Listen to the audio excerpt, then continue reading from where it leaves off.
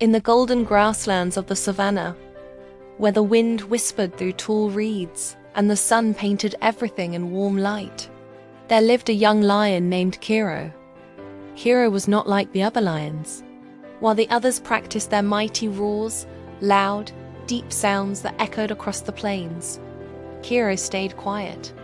When he tried to roar, only a small, squeaky sound came out. Eep! The other cubs would pause, then try not to laugh.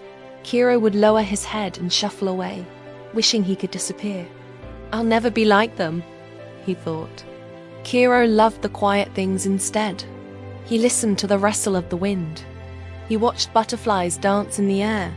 He followed the slow, steady march of ants across the ground. In silence, he felt safe, but deep inside, he carried a worry. What kind of lion can't roar?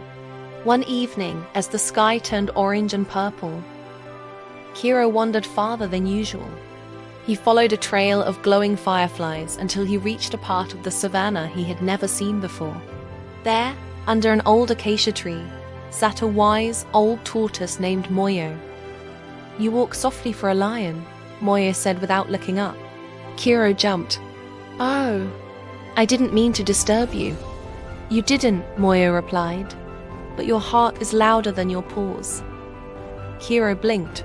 My heart. You are troubled, said Moyo gently. Kiro sat down. For a moment he said nothing. Then the words spilled out. I can't roar, he whispered. I try, but it's too small. I'm too quiet. I'm not a real lion. Moyo chuckled softly. Do you think a roar makes a lion? Kiro hesitated. Well, doesn't it? Come, said Moyo. Let me show you something. They walked together through the dimming light until they reached a watering hole. Watch, said Moyo. Kiro crouched behind a bush. Soon, a herd of gazelles approached. They drank cautiously. Suddenly, a loud roar thundered from across the plains. The gazelles startled, but did not run. Moments later, a lion charged from the grass, but too late. The gazelles had already leapt away. That lion had a powerful roar, said Moyo, but no patience. Later, they saw another lion. This one moved silently, carefully, step by step. No roar, no sound at all. In one swift motion, he sprang and succeeded. Kiro's eyes widened. He didn't roar. Kiro whispered. Moyo nodded.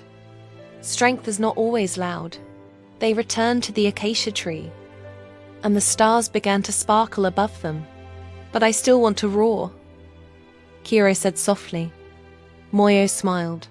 Then don't roar like others. Roar like you. The next morning, Kiro returned home.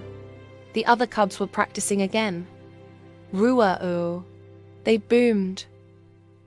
Kiro felt his chest tighten. He almost turned away.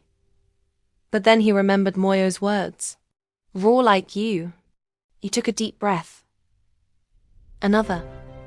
He closed his eyes. And instead of trying to be loud, he tried to be true. From deep inside, he let the sound rise. It wasn't the loudest roar, but it was steady, warm, real. The savannah grew quiet. The cubs stopped. Even the older lions turned their heads. Kiro opened his eyes. Did you hear that? One cub whispered. That sounded different, said another. Kiro's mother stepped forward, her eyes gentle and proud. That, she said, is a lion's roar. Kiro smiled. He wasn't the loudest. He wasn't the fiercest. But he was something just as important. He was himself. And from that day on, whenever Kiro roared, the sound carried not just across the savannah, but straight from his brave, quiet heart.